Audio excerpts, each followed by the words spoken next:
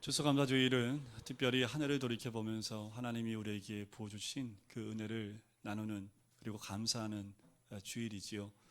돌이켜보시면 다 감사밖에 없습니다. 그 시간에는 때로는 고통의 시간도 있었고 괴로움의 시간도 있었고 누구에게도 말할 수 없는 그런 일도 있었습니다.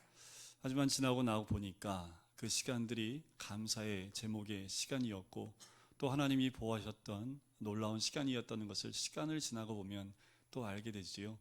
너무나 감사한 그 한 해를 돌이켜보면서 오늘 하루 가기 전에 한 해 동안 우리 각자에게 부어주신 하나님의 그 감사의 제목들을 좀 적어보시면 어떨까 생각을 해보게 됩니다. 감사하는 그 영혼들 가운데 그 마음에 기쁨이 있고요, 소망이 있고요, 회복이 있는 줄 믿습니다. 우리 본문에 보는 이 바울과 바나바, 그 소망이 있고 감사가 있었기 때문에 그 괴로움과 복음의 전함의 아픔에 있을 때에도 그치지 않고 또 복음을 전하러 움직일 수 있었습니다. 오늘 루스라에 가서 복음을 전하지요. 그 전에는 이고니온에서 복음을 전했습니다. 그런데 이고니온에서 어떻게 했던가요? 사람들이 환영을 했던가요? 결국 쫓겨남을 당했습니다. 어떻게 해요? 돌멩이로 치려고 할 때 그것을 알고 도망쳐서 나온 곳이 루스드라는 곳입니다. 그런데 이 정도 되면 어떨까요? 주의 복음 전하다가 이 고난 가운데 들어가면 우리는 어떻습니까? 거기서 끝이지요. 이게 뭔가 내가 돌 맞아 죽을 뻔한 이 일을 하기 위해서 내가 이렇게 가는 건가 하면서 자책감이 들 텐데, 이 바울과 바나바는 그러지 않습니다. 또 움직여가서 복음을 전하는 그 열정과 뜨거운 마음이 있었던 거지요. 어떻게 이런 복음에 대한 뜨거운 열정과 그 뜨거운 마음이 사그라들지 않았을까? 이들에게는 어떤 마음이 있었을까요? 감사하는 마음이 있었습니다. 뭐에 대한 감사일까요? 다른 거 아닙니다. 나를 구원하시기 위해서 십자가를 지신 예수 그리스도, 또한 우리에게 소망을 주시기 위해서 부활하신 예수 그리스도께 감사하는 마음이 있었기 때문에 그 어떤 고난에도 이들이 감사하며 움직일 수 있었던 거지요. 다른 것에 그 마음에 감사를 두는 게 아닙니다. 단지 나를 구원하신 하나님께 감사를 두었기 때문에 이들은 넘어지지 않고 또 일어나고 그 복음의 열정을 가지고 움직일 수 있었던 거지요. 우리 안에 어떠한 고난이 있다 할지라도 여러분, 이 감사는 잊지 않았으면 좋겠습니다. 우리가 잊지 말아야 될 감사는 나를 위해서, 나의 구원을 위해서 십자가를 지시고 가진 물과 피를 다 쏟으시고 죽으시고 난 다음에 사흘 만에 부활하신 그 예수 그리스도에 대한 그 구원의 감사를 우리가 절대로 잊으시면 안 돼요. 그러면 그 어떤 고난이 와도요, 쓰러지지 않습니다. 그 어떤 아픔이 와도요, 우리는 넘어지지 않습니다. 또다시 그 감사한 마음에 힘을 얻고 나갈 수 있는 거지요. 이 바나바와 바울, 이 두 사람은 그 구원의 감사로 움직여 나가는 사람이었습니다. 그래서 루스드라에 갔어요. 루스드라에 갔더니 8절에 보니까 발을 쓰지 못하는 사람이 앉아 있습니다. 그런데 이 사람은 어떤 사람이에요? 나면서 걷지 못하게 되어 걸어본 적이 한 번도 없었던 그 사람입니다. 자, 이 모습은 베드로가 3장에서 미문의 안진뱅이를 봤을 때와 좀 비슷하지요. 좀 다른 것이 있습니다. 뭐가 달라요? 베드로가 미문의 안진뱅이에 있었던 한 번도 걷지 못한 그 안진뱅이는 거린이었습니다.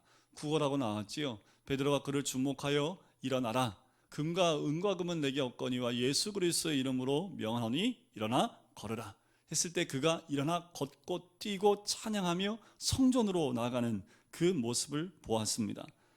사도행전에서 굉장히 상징적인 사건이지요. 오늘 본문에도 그와 동일한 사건입니다. 구걸하러 온 사람은 아닌 것 같아요. 아마도 사도 바울의 그 말씀을, 설교를 들으러 온 사람입니다. 그 설교를 듣고 있어요. 설교를 듣다가 사도 바울과 눈이 마주칩니다. 눈이 마주쳤는데 사도 바울이 보니까 그 사람 안에 믿음이 있는 것을 보았어요. 사도 바울은 그 자리에 그 사람을 세워 기적을 일으켰습니다. 3장에서 느꼈던 똑같은 감동이 이 14장 가운데 루스드라에도 일어난 거지요. 이런 일이 과연 정말 일어날 수 있을까요? 여러분들 어떠십니까? 이런 일들이 일어날까요? 여러분들, 우리 상식적으로 생각하면 일어날 수 없는 일입니다.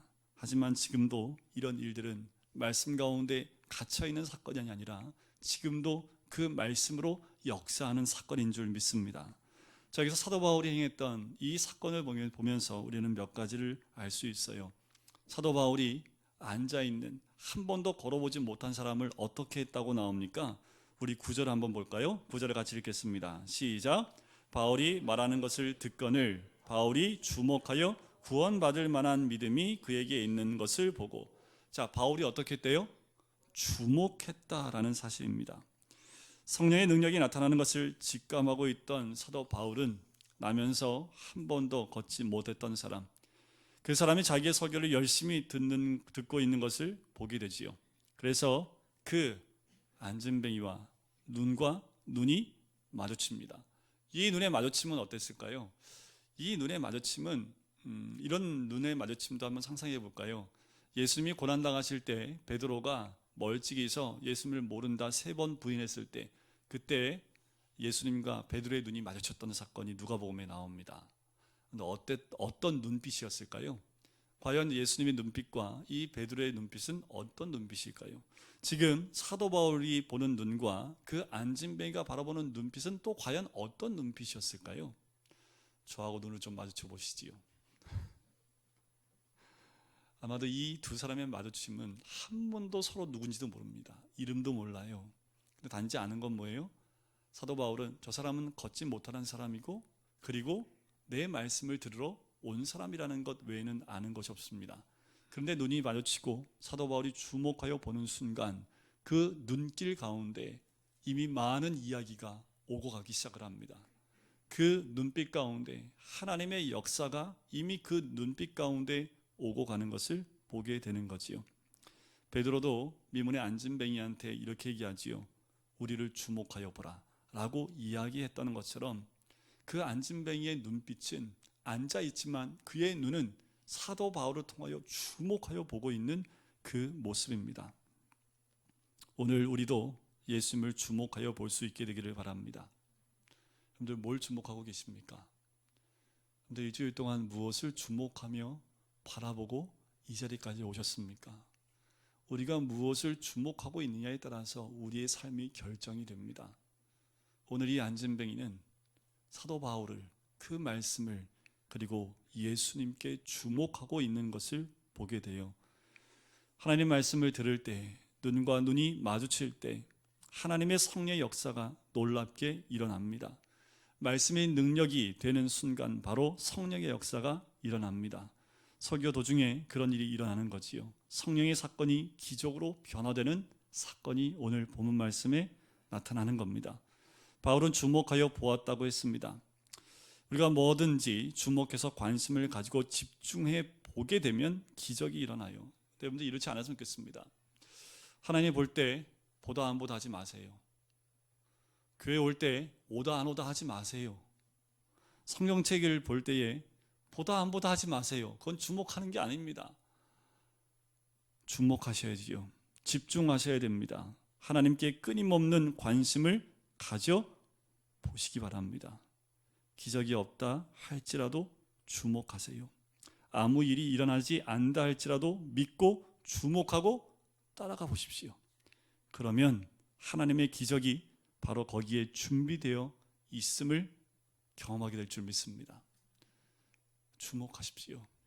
하나님께, 예수 그리스도께 주목한 자, 말씀에 주목한 그 사람에겐 분명한 것은 하나님의 기적이, 하나님의 역사가 드러나게 될 줄 믿습니다. 두 번째는 사도 바울이 보았던 것이 무엇이냐면 구원받을 만한 믿음이 그 사람 안에 있음을 보았다라는 거지요. 이 사람은 바울의 설교를 들었습니다. 그 자리에서 일어나게 되리라는 기대는 전혀 하지 못했겠지요. 그냥 무슨 말을 한다고 하니까 듣고 싶은 마음에 왔을 겁니다. 그런데 설교를 듣는 순간 그 말씀이 그에게 부딪혀 오기 시작을 합니다. 그 말씀이 이 사람 안에서 살아 움직이기 시작하는 거예요. 어떤 사람은 설교하면 전혀 안 부딪힙니다. 예를 들어 볼까요? 19장에 나오는 한 청년이 똑같은 사람이 똑같은 말씀을 전합니다. 사도 바울이 복음을 전하는데 뭐 하고 있었을까요? 삼층에 걸터 앉아 있는데 졸았습니다. 졸다가 어떻게 했어요? 떨어져서 죽었어요.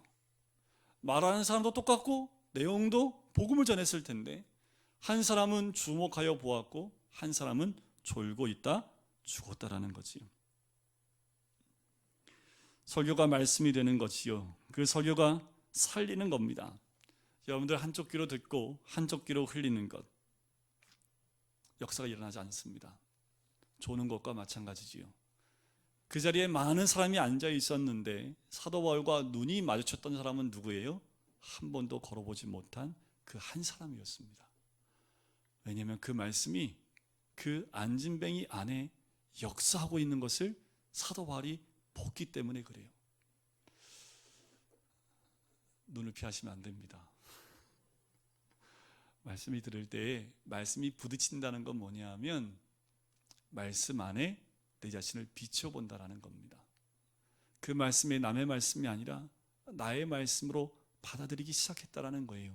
말씀에 직면하기 시작했다라는 거예요. 그 말씀이 내 안에 들어와 내 가슴을, 내 마음을 송두리째 뒤집어놓고 내 죄를 발견케 하시고 그 말씀으로 내 자신을 쳐다보면서 내 안에 있는 모든 죄성들을 주 앞에 내어놓는 그 눈빛, 하나님 앞에 어찌할꼬 하는 그 눈빛으로 사도 바울을 보기 시작하는 거죠. 사도 바울이 봤을 때 그에게 믿음이 있는 것을 보기 시작합니다. 믿음은 들음에서 나며 들음은 그리스도의 말씀으로 말미암습니다.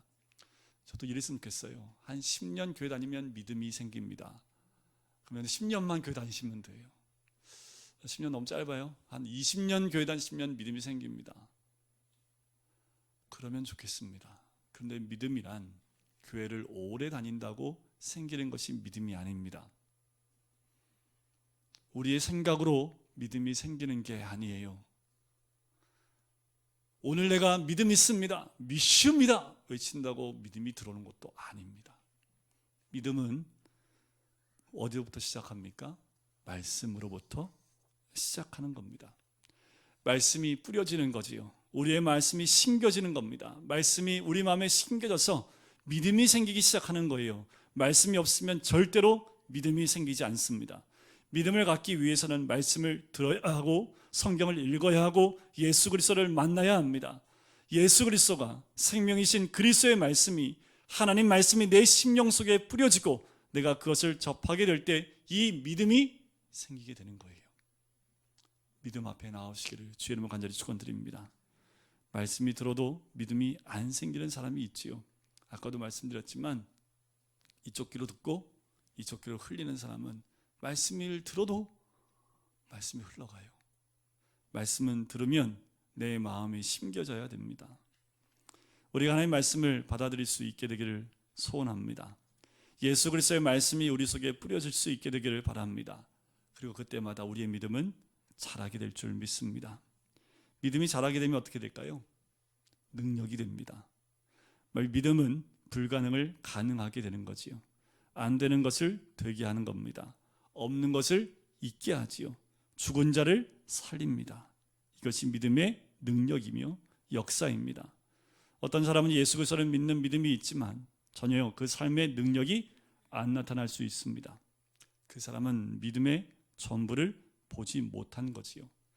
사도 바울이 전한 그 짧은 말씀 안에서 이 안진뱅이는 그 말씀의 능력을 경험합니다. 여러분, 그 말씀이 여기에 있어야 합니다. 말씀을 준비하면서 제 안에 또 하나의 물음표가 생긴 건 과연 내 안에 말씀의 능력이 있고 그 말씀으로 내 안에 하나님의 기적이 있느냐라는 질문을 또 한번 던져봤습니다.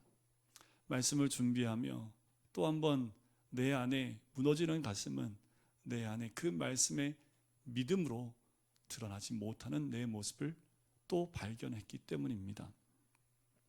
히브리서 4장 12절에 보면 하나님 말씀은 살았고 운동력이 있다라고 분명히 나옵니다.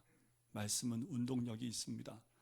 여러분들, 그 말씀이 우리 가슴에 새겨지면 그 말씀으로 우리가 송두리째 변화될 뿐만 아니라 그 말씀으로 능력이 드러나 나뿐만 아니라 우리 가정이 변화되어지는 귀한 은혜를 누리게 될 줄 믿습니다.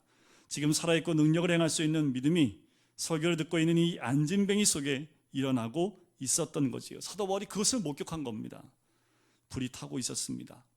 이미 그 안진뱅이 안에 능력이 나타나고 있었던 거지요. 바로 말씀을 들음으로 이 능력이 나타난 겁니다. 사도 바울을 통해서 발견하는 것, 바울이 주목하여 보았을 뿐만 아니라 구원받을 만한 믿음이 있음을 보았고, 이제 세 번째는 사도 바울이 이렇게 외치지요. 내 발로 일어서라 라고 외칩니다. 이것이 굉장한 믿음의 고백이지요. 왜요? 우리의 사고와 우리의 상식은 안진뱅이를 말 한마디로 일으킬 수 없다라는 것을 이미 알고 있어요. 생각을 해보니까 또 이렇습니다. 못 일어나면 어떡하지? 이런 마음 들지 않을까요? 우리 안에 두 가지 마음이 있습니다. 내 지식과 사고와 내 인격과 이 모든 것들이 한편에 있고요. 또 한편에 어떤 것이 있습니까? 하나님 편이 있지요. 일어날 거야, 일어납니다 라는 믿음의 하나님 편이 있습니다. 오늘 어느 편에 서시겠습니까? 사도 바울은 하나님 편에 섰습니다. 일어나지 못하면 어떻게 하지? 라고 하는 자신의 안면, 인격, 그리고 못하는 것에 대한 두려움, 이것을 내려놨습니다. 상식도 내려놨어요. 지식인이었습니다. 그것도 내려놨습니다. 다 내려놓고 사도 바울은 하나님 편에 서는 사람이 되었던 거지요. 여러분 어디에 사시겠습니까? 믿음의 사람은 하나님 편에 서는 사람들입니다. 성령의 세계에 서는 사람들입니다. 에이, 목사님 되겠어요? 에이, 안 돼요. 이건 어디서 나오는 이야기일까요? 우리 상식과 우리의 생각입니다. 됩니다. 주를 위한 일은 믿음 편에 서 있으면, 하나님 편에 서 있으면 말씀으로 역사하는 것은 됩니다. 하나님 편에 서 있는 자는 믿음의 고백을 하기 시작한다라는 거지요. 사도 바울은 이 믿음의 고백을 합니다. 그런데 지식이 이따만큼 있어요. 이걸로 사람 못 일으킵니다. 아무리 많이 알고 있고 아무리 많은 지식을 갖고 있고 아무리 많은 경험을 가지고 있어도 안 돼요. 근데 아무것도 몰라요. 아는 거 아무것도 없고 경험도 없어요. 그런데 믿음만 있으면 그 한 사람의 고백으로 다 됩니다. 우리 주님은 지금도 믿음의 사람 편에 서 있는 사람을 보고 계시고 찾고 계시는 줄 믿습니다. 저는 우리 모두가 이것을 경험했으면 좋겠습니다. 믿음으로 된다, 믿음으로 내 발로 일어서라 라는 그 믿음의 고백이 있기를 간절히 소원합니다. 10절에 볼까요? 큰 소리로 이르되 내 발로 바로 일어서라 하니 그 사람이 일어나 걷는지라. 예수님이 안진뱅이 일으킨 거지요. 사도 바울이 일으킨 겁니까? 아니요, 예수 그리스도의 이름으로 이 안진뱅이를 일으킨 겁니다. 사도 바울은 성령을 받기 전에는 위대한 학자에 불과한 뿐인 그런 능력이 없는 사람이었지만, 성령을 받은 후에 이 능력이 임하는, 안진뱅이를 일으키는 능력을 행하게 됐지요. 여러분, 이 안진뱅이처럼 앉아있는 곳 계십니까? 이 안진뱅이처럼 나면서 앉아있는 그런 곳 계세요? 포기하고 안 돼, 신앙이 있어도 안 돼, 교회 아무리 다녀도 안 돼, 아무래도 이거는 될 수가 없어 라고 포기하고 있는 것 있으십니까? 중요한 것은 말씀이 내 안에 부딪히면 됩니다. 하나님이 원하신 하나님의 뜻을 알고 있으면 돼요. 포기하고 내려놓는 것이 아니라 믿음 가운데 주님의 가슴을 가지고 성령이 역사하시는 것을 보았을 때, 그때 주님의 놀라운 은혜와 이 역사가 일어나게 될 줄 믿습니다. 성경에 된다고 나오잖아요. 믿으시면 됩니다. 말씀에 된다고 나오잖아요. 그 말씀을 믿으시면 돼요. 하나님 편에 서시기를 주의 이름으로 간절히 축원드립니다. 이 안진뱅이가 일어났어요. 난리가 났습니다. 여러분들 갑자기 놀라운 사건을 또 갑자기 놀라게 되면, 여러분들 지방에서 올라온 사람들은 무슨 말이 튀어나와요? 원매. 어쨌거나 이런 말 갑자기 튀어나오잖아요. 이 서울말 잘 쓰다가 갑자기 놀라면 갑자기 이 사투리가 툭툭 튀어나오지요. 저는 서울 사람이라서 서울 사투리가 튀어나오지요. 지금 여기 있는 사람들이 놀라가지고요. 무슨 사투리 쓴 거예요? 11절에 보니까 루가오니아 방언으로 소리 지릅니다. 자, 루가오니아 방언으로 하니 이 바나바와 바울이 알아들어요, 못 알아들어요? 못 알아들어요. 여러분들 제주도 사람들이 제주도 방언하면 알아들을 수 있습니까? 진짜 못 알아듣겠더라고요. 무슨 말인지 하나도 모르겠어요. 본인들끼리 막 얘기하는데 이게 딴 세상 같더라고요. 지금 이 바울과 바나바가요, 지금 딴 세상 말을 듣고 있는 거지요. 뭐라고 얘기합니까? 신들이 사람의 형상으로 우리 가운데 내려오셨다 라고 얘기하고, 12절에 보니까 뭐라고 얘기해요? 바나바는 제우스라 하고 바울은 그 중에 말하는 자이므로 헤르메스라 하고 얘기합니다. 바나바는 무기중심 잡고 가만히 있으니까 저 사람은 좀 높은 사람인가 보다, 제우스인가 봐. 그리고 주로 말은 누가 해요? 사도 바울이 하니까 저 사람은 말을 하는 사람이구나, 그래서 헤르메스일 거야 라고 이들이 이야기를 한 거지요. 바나바 바울은 무슨 말인지 도통 알아듣지 못하는 거지요. 근데 이 사람들이 막 방언을 얘기하면서 성 밖으로 사람들이 갑자기 확 나가는 거예요. 이게 무슨 일인가 하고 있었더니 13절 같이 한번 읽어볼까요? 13절입니다. 시작. 시외에 제우스 신당에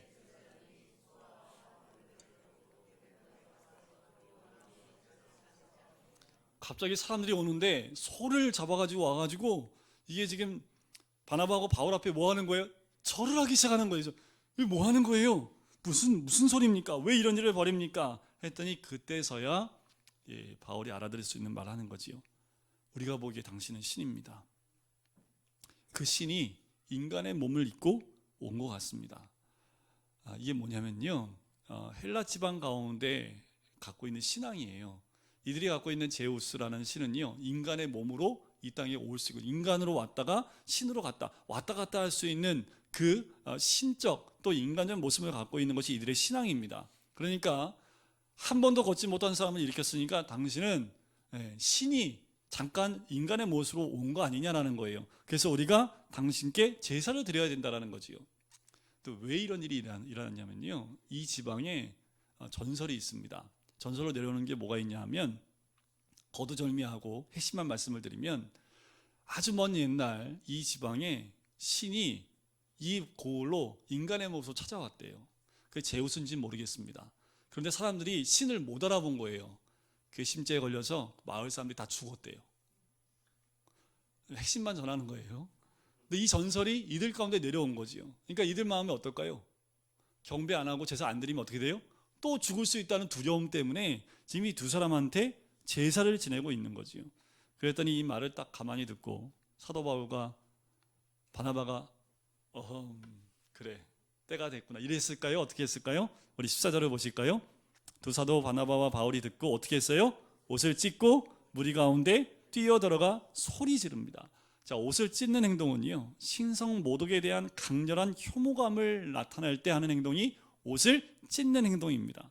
그러니까 바나바와 바울이요, 사람들 속으로 쑥 들어가서 옷을 찢으면서 얘기합니다. 15절.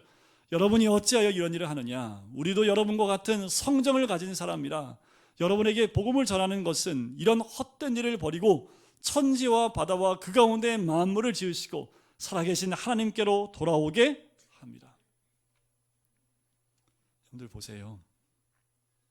이 사도들은 두 가지를 얘기합니다. 우리는 신이 아니라고 얘기를 해요. 우리는 여러분과 똑같은 성정을 갖고 있는 여러분과 같은 죄인입니다 라고 얘기하는 거예요. 인간의 마음 가운데는요, 어떤 마음이 있는 줄 아세요?